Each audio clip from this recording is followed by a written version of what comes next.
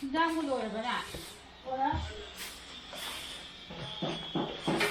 ama je loan is betalen me.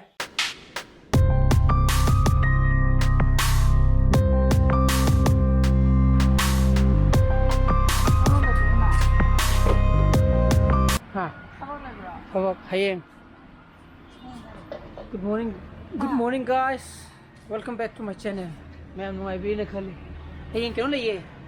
Invigilator. School da. ID pekha thabak lawduri ba fishery department gi adugi invigilator harakpa hayeng je ayuki aduna ngasi tawgatable do moi yai thokre na haba ko aduna hayeng christian ceremony mi ta tawgataba ko adugi ei khum se tong do puram ne mamangi tha kai matung do ne si puthoi ji ko phai su ja lu ka le adan si phajana phok do ke aduga ei dress num ju khara yenge bako sisi mukha kap thara ga anu mudi kem to di nakana kan pai kha kare fungus kare bako hey morning shift khatang pirak pa evening ju lai bune bako evening gi pirak tare ha kuch kona che ta bi wan joga hajik chan tha ga ini pega chan paga timbironi oh free kungo te yenge kinai parata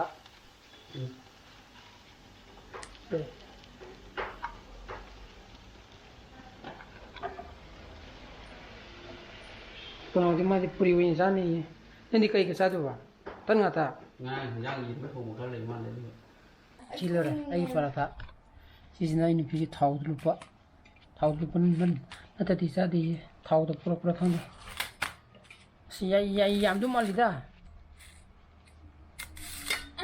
ya war char bung ho ai chi ji la ai ko tang ice cream de ai ke du ice cream no yare char hoi ipisa phone to ri de pung tara tagre ipisa phone tore boko ai lakli bara na biman ne adu biman du ni chai bisa gi phone di intro la thimbire ke la ni thing de thindu ke la do ga ai thabak to ge free khunga odi yare se ji hengi e shu de si ta yare khum brush ai di opa ju ja kare me dum phok du ye adu ma yare jan ba da hai mi ne ba snai te dai jan ba je ren ai pe sa na ba pong roi ne boko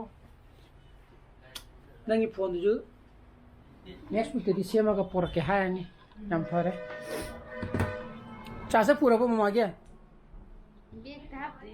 bek ta mama du bek pu du mandir la ke no kha lai ro ji sik khum jala mo ko ku makhra lai ro jala gani kok ne de asa pot khra ne asa bo de mangan gu male di ar entra mangan lupa manga gi lupa tara gi aduna lai ge da ba ko hinderlich. Kann ich schon, was kann ich auch nicht.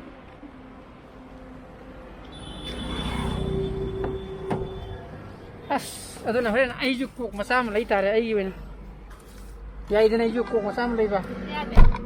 Kaya ini, tahu no hari apa ini? Ini tahu ga, ini tahu no sini nih. Good. Aduh, no. Mau tim biru ke? Mau tim biru ke? Halal ke? Ayo kita sih tahu ya. Masuk tu je deh. Umheang sa. Awet je. Si posisi je kan tangguh lalu dah na. Mending tu jauh ni.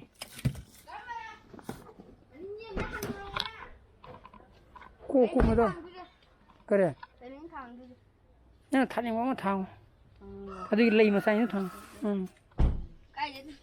Kamu tu ah? Saya kamu tu saya.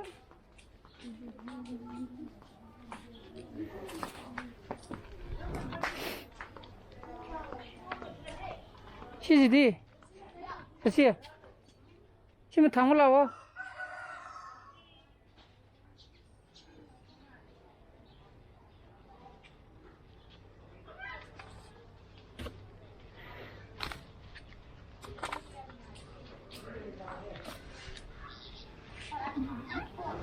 여기 버티는 록 털어봐.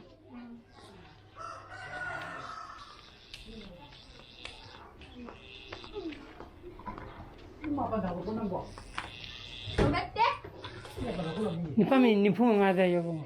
Adi pung pun ta adre da. Ha. Ibisa la ba. Ibisa. Keno brush tok dona la ban heneng bo. Ha. Ha tumal liya. Brush tok dona la bra ba. La hai dena. Nadra. Yang tin mayam jeng. Sini kumla male. Kumla male. Sampradhi samai to roi we. Ai bon chai male.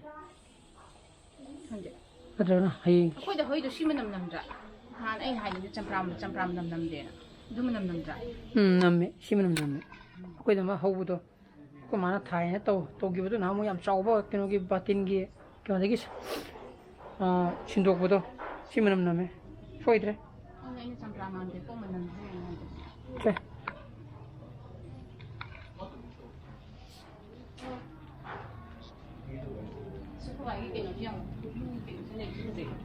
Cái mình câu ba câu thuộc đấy. Rất rõ. Sige blue je. Ta de na. Ba game sana hori.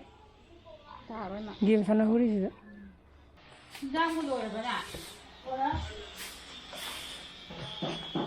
Oh, ama je loan je chale me. Tao jing. Ai hinjang ko ye ba. Kada ai hinjang khara pu go ye. Ai chala ge tao ne. Yam pira ko no hai. Yam pira ko no mu yam sa ni. Ye no ne pira re. Ye khatang piro ya. Biji tidi mundri kada hatsa sat re pio de. Oi ka kitang na ka. Kai da pi ha tu nang da ba. Tikin masala ka no ti. Ye ni de hau ni. Oh, champra, tu mine ai champra he ka jable ni ne. Diti do. Ati ngara champra hau de na. Keno sida pama champra he ja. Ei khara he ki ge se. Ani to pom de. Ati ase ka no sa mo. Ai se do koi do. Ha.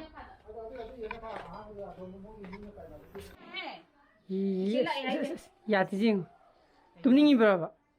To tuning ko mali da. Kam ting ge se. Pasum ting ge se. Sai. Sam ting go. Mấy ngàn thì sẽ cây nhiêu? Tu, sida mai ngai je, sida nang ubring go sida. Nang ma ma go ubring. Tu sida. Mấy ngàn thì sẽ cây nào? Sida yung ne bon thu nang go sida. Sigi screen ji da. La ko chala ji. Đặt lâu ya pe. Cái gì ồ à đã. Lao, cái du tung hojla. Đủ tông sao? Du tung hojla du tung hojla.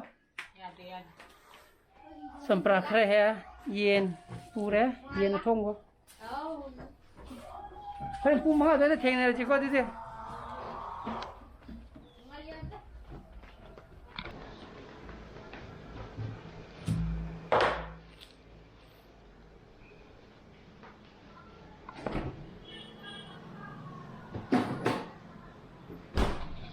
Yum da yo re. Ya. Nai khu to. Kau ji kan da ka pun ta tha do ri de. Ase ko phai khar ka ri do. Ui tuong da begini apa kok?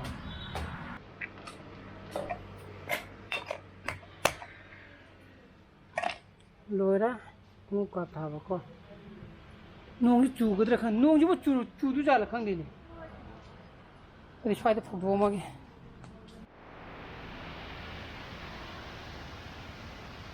Nong ma sai par ma chu ye na.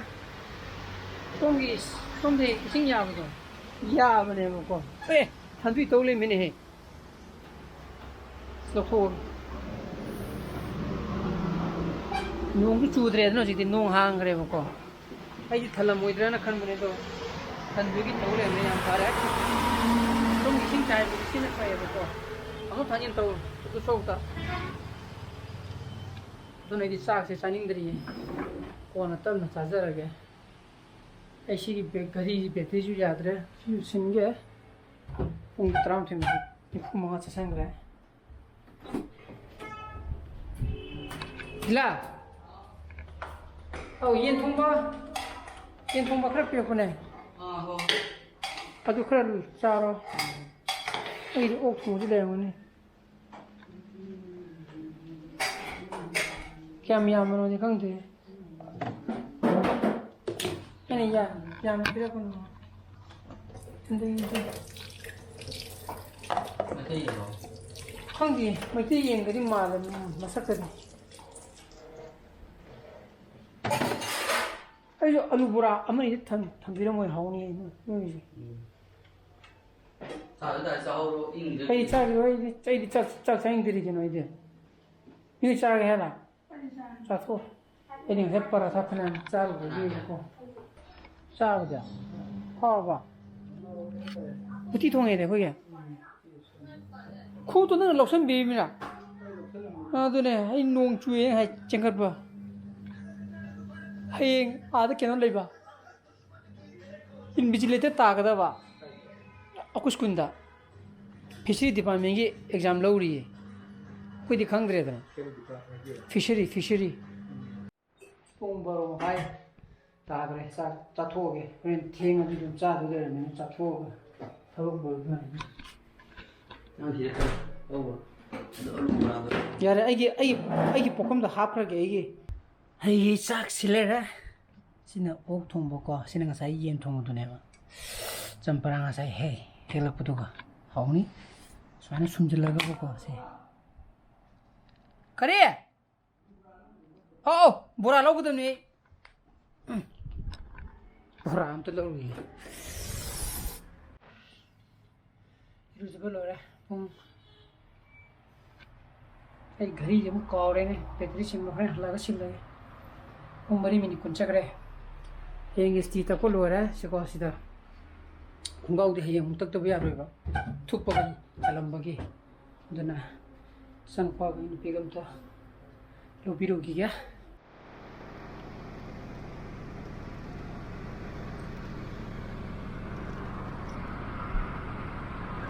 ꯑꯩꯁꯦ face ꯁꯤꯜꯗꯣ face ꯁꯤꯜ ꯑꯃꯇ ꯏꯇꯥꯔꯦ ꯑꯩꯈꯣꯏꯒꯤ ꯁꯨꯃꯥꯏꯅ ꯑꯅꯣꯛꯀꯤ ꯇꯥꯏꯞꯇ ꯁꯨꯃꯥꯏꯅ frame ꯌꯥꯎꯔꯒ ꯁꯤꯗ ꯑꯃꯨꯛ ꯎꯞꯄꯗꯣ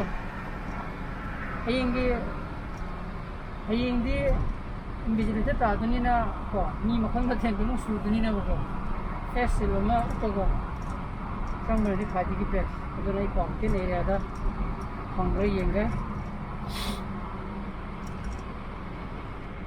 ꯑꯗꯣ ꯃꯅꯤꯡꯒꯤꯗꯕꯨꯗꯤ ꯑꯃꯕꯨꯗꯤ ꯌꯥꯎꯔꯤꯕꯀꯣ ꯁꯤꯗꯤ ꯁꯨꯃꯥꯏꯅ ꯄ꯭ꯂꯥꯁꯇꯤꯛ ꯁꯨꯃꯥꯏꯅ ꯇꯧꯔꯒ ꯁꯤꯗ ꯐꯥꯕꯤꯗꯨꯅꯦꯕꯀꯣ ꯃꯗꯨ ꯅꯠꯇꯕ ꯑꯩꯅ ꯍꯥꯏꯁꯦ ꯁꯤꯗ ꯑꯩꯈꯣꯏ ꯑꯅꯣꯛꯀꯤ ꯇꯥꯏꯞꯇ ꯇꯧꯔꯒ ꯁꯨꯃꯥꯏꯅ ꯐ꯭ꯔꯦꯝ ꯑꯃ ꯌꯥꯎꯔꯒ ꯇꯧꯕꯗꯨꯅꯦ ꯑꯗꯨꯝꯇ ꯌꯦꯡꯒꯦ ꯐꯪꯕ꯭ꯔꯥ ꯌꯦꯡꯒꯦ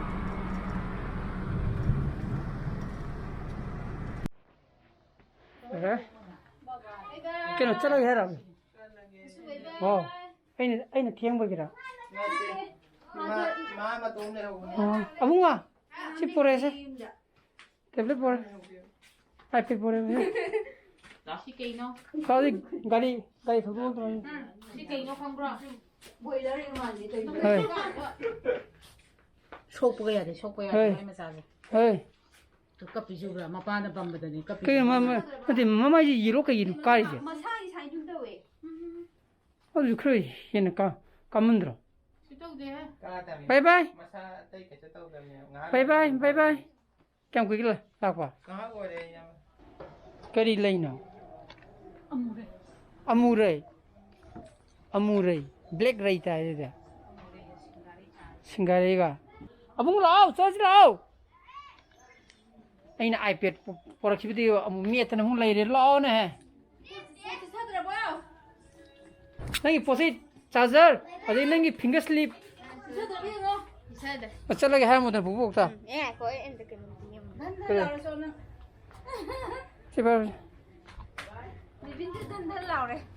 ꯅꯣꯏꯕꯅꯕ ꯍꯨꯃꯥꯡ ꯇꯥꯕꯤ ꯊꯕꯛꯇꯤ ꯇꯧꯗ꯭ꯔꯦꯗ ꯃꯤꯊꯥꯏꯁꯦ ꯑꯃꯨꯛ ꯍꯪ ꯂꯩ ꯁꯤ ꯂꯩꯁꯤꯗꯤ ꯂꯥꯛꯑꯣ ꯅꯠꯇꯦ ꯅꯪꯒꯤ ꯂꯣꯏꯅꯃꯛ ꯁꯨꯔꯕꯣ ꯆꯥꯔꯖꯔꯗꯤ ꯆꯥꯔꯖꯔ ꯅꯨꯡꯗꯤ